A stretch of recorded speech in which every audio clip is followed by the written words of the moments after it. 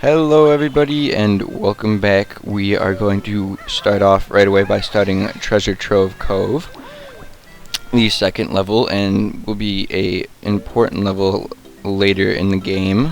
As of now it just serves as regular level, and as we start off, Goggles rather explains the level. We get 4 notes and come down and get the blue ginger right away. Yes, you see that shark there. He will come up in certain parts of the level in the water, and if he hits you, he will do one honeycomb worth of damage. Getting that Jinjo is one of those spots. This is another new enemy. It is a crab. It will take 2 hits or 1 beak buster. And this is sort of a kind of a mini boss. It's rather like Congo.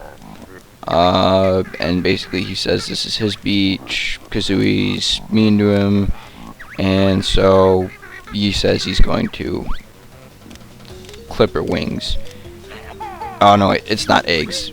I'm sorry, that looked stupid. But yeah, don't shoot eggs at him. You have to jump up and peck him right in the eyes. 3 times, and he will run and hide into his shell, which we must follow him. And there are musical notes in here. Yet he is nowhere to be found, even though he came out of that shell and looked rather massive. He is nowhere in here. There are, however, 2 of these crabs. If you beak bust them, they will break into 2 honeycombs apiece. And there's a Jiggy in here. There's the first Jiggy of Treasure Trove Cove. And that's all for us in here. Although we do have to walk all the way back out. Yeah, this is a pretty massive level. It will definitely take more time than Mumbo's Mountain did. Up next, we are going to probably learn a new move. Although, yeah, we'll go learn this move first, because it's more exciting. This right here, these are red flowers, and this molehill right here, which is somehow in the crow's nest of a boat, he will teach us how to fly, because we can now fly out of the backpack of Banjo and carry a Banjo below her while she's flying. I know the physics doesn't make sense, but just go with it. And it'll tell us that we have to use these discs, and that when we go up in the air it will spend red feathers. So we now have 33. I almost walked off the edge. I'm going to grab these musical notes here, and then these are one of the pads, and just like that you will fly up, and you control like normal. Pressing A will make you go higher. And over here, when I get into it, there is a Jiggy inside of this treasure chest here with teeth. Those teeth can't hurt you. And then Grunty will always say something about that treasure being hers, and she's going to make the game harder for us now that we stole her treasure. So back up on the boat here, we meet a Captain Blubber, who is a hippo wearing pirate shorts and a pirate hat. He will say that he lost his gold and he can't swim to go find it, so we have to go help him. And so there's a little area over here that you can smash through with the beak buster, and in here there will be, I think, 5 musical notes down here. 5 or 4, I wasn't paying attention. One of the 2 things of gold you have to get, which will tell you that it is in fact Captain Blubber's gold, and a Mumbo token. If you can see, on the other side of that grated fence is the other piece of gold, but we can't get there from here, so we have to go back out. And then go on the side of the boat that is actually covered by water, and go into this hole here.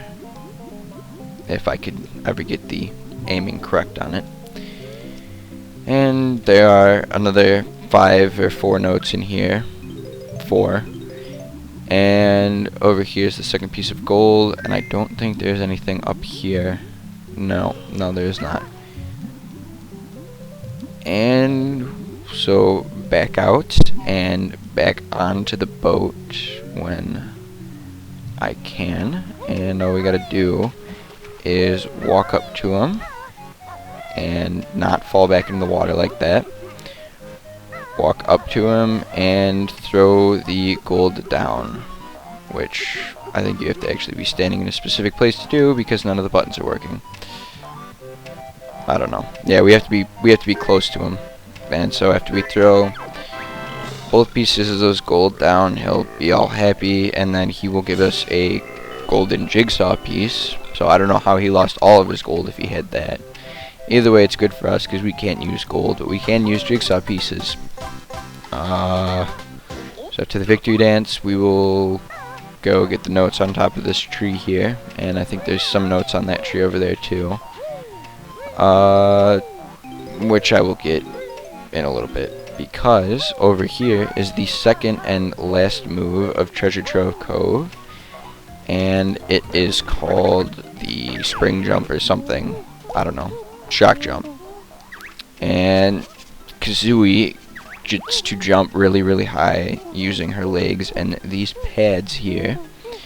So after Bottles explains it to us, basically like that, and we'll get a mumbo token by doing that one. Going over here will get you 3 musical notes. And you got to keep using these in a series to get over here, which you might have saw it out of the corner of your eye.